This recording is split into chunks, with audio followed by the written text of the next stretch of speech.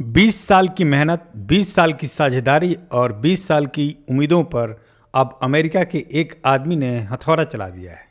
नाम है Donald Trump और निशाना है भारत की आज़ाद विदेश नीति। क्या भारत अमेरिका का गुलाम है? क्या भारत को तय करने का हक नहीं कि वो किससे दोस्ती करे और किससे नहीं?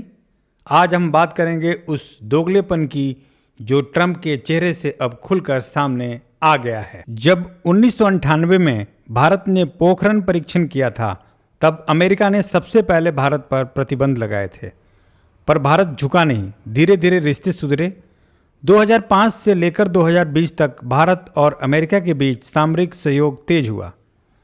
Nuclear deal, logistic exchange agreement, COMCASA और बेका जैसे अहम रक्षा समझौते भारत को अमेरिका ने मेजर डिफेंस पार्टनर का दर्जा दिया। बाइडेन सरकार ने क्रिटिकल टेक्नोलॉजी साझा की, भारत में जेट फाइटर इंजन के निर्माण को मंजूरी दी। एआई, क्वांटम, सेमीकंडक्टर और स्पेस में साझा प्रोजेक्ट शुरू हुए। 4 सालों में मोदी और बाइडेन की 8 बार मुलाकात, ब्लिंकन और जयशंकर की दर्जनों वार्ताएं, यह सब दिखाता है कि दोनों देश कितने करीब आए थे। अब आते हैं ट्रंप की टैरिफ वार पर। 1 अगस्त 2025 से भारत पर 25% आयात शुल्क, रूसी तेल खरीदने पर जुर्माना और ऊपर से अपमानजनक भाषा में भारत को कहा डेड इकोनॉमी। क्या ये भाषा एक दोस्त की हो सकती है? क्या ये व्यवहार एक रणनीतिक साझेदार का हो सकता है?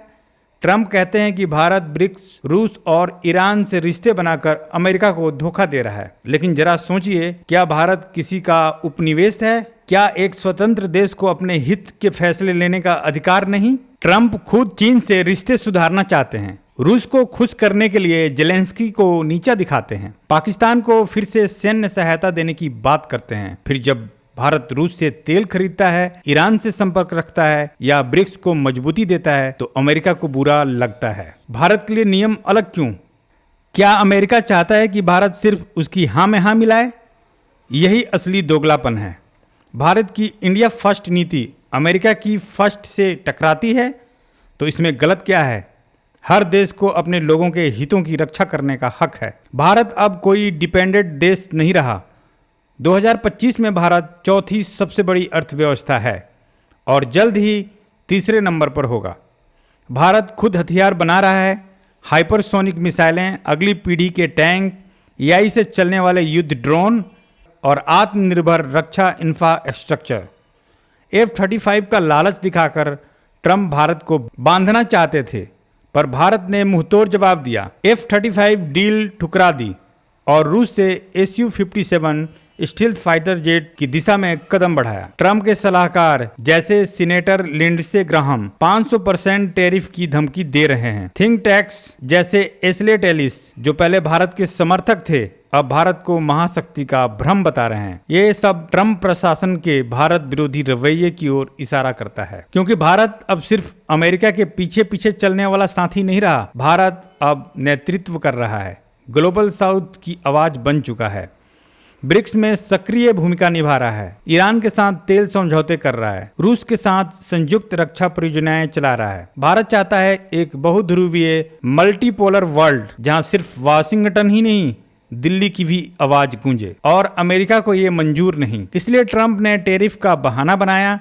असल में हमला भारत की स्वतंत्रता, सत्ता और सम्मान पर है। भारत ने अमेरिकी दबाव में आना कब छोड़ दिया है? हमने ईरान से तेल लिया, रूस से मिसाइल खरीदी, चीन को सीमा पर करारा जवाब दिया और अमेरिका से भी अब आंखों में आंखें डालकर बात कर रहे हैं। भारत ने क्या किया? F-35 डील को नो, अमेरिका को बताया इंडिया फर्स्ट बदलने वाला नहीं, रूस के Su-57 डील की तैयारी, खुद की हाइपरसोनिक बंकर ब्रस्टर मिसाइल लॉन्च की, ग्लोबल साउथ और ब्रिक्स में नेतृत्व को तेज किया। ट्रंप ने हमला किया, भारत ने जवाब दिया कूटनीति, संप्रभुता और साहस के साथ। भारत अब वो नहीं रहा जो 30 साल पहले IMF के दरवाजे पर खड़ा था। अब भारत अपने फैसले खुद करता है, न डोलता है, न बिकता है, न झुकता है। ट्रंप या कोई भी भारत को उसकी विदेश नीति तय करने से नहीं रोक सकता, क्योंकि भारत की आत्मा आजाद है और भारत की नीति सिर्फ दिल्ली में बनती है, वाशिंगटन या बीजिंग में नहीं। अगर आप भी मानते हैं कि भारत को अपनी राह खुद तय करनी चाहिए,